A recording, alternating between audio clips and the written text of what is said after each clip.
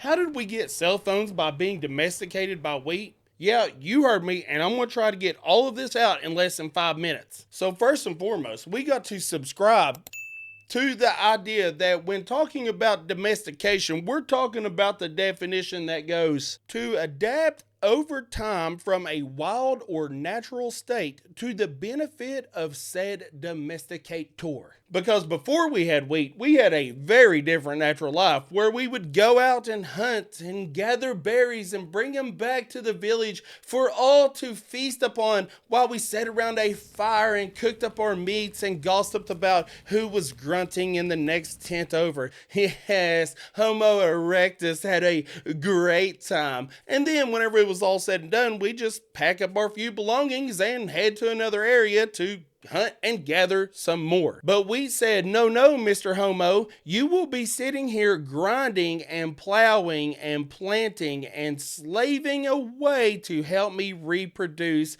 and cover the world. And we said, okay, that sounds fun. And wheat wasn't even subtle about it. It did this neat little evolutionary trick where instead of its seeds freaking just flying away and landing on the ground and planting themselves, it would just leave them at the top. Yes, which seems pretty bad because they will stay there until the plant literally dies off. But hunter-gatherers were walking by, seen it, grabbed it, put it in their little pouches I think they were wearing, or their like loincloth, and the seeds would just kind of sprinkle around. This led to more and more of those plants being brought up, which led us to gathering more and more of them. Well, eventually we got lots of it everywhere, and there's no need to go anywhere else. So we stick our asses right there and keep on picking it up over and over and over.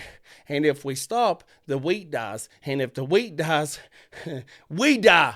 Everybody's dead. That's the problem. So how did we get cell phones from freaking wheat, shithead? Oh, hang on. Calm down, Jessica. I'm getting to it. Jessica, no. So being the weird reproductive slave to wheat that we are, we have to have a way to cultivate it. If not, it dies and we die. And cultivating wheat takes a ton of work. You have to plow the fields. All of this is by hand. You gotta freaking plant it, water it, let it grow, then you gotta harvest the seeds, take some of them, mill them up to make flour, and then replant it and do it all over again. So with having excess food, even though it's nutritionally shitty and needing extra help, what did the humans do?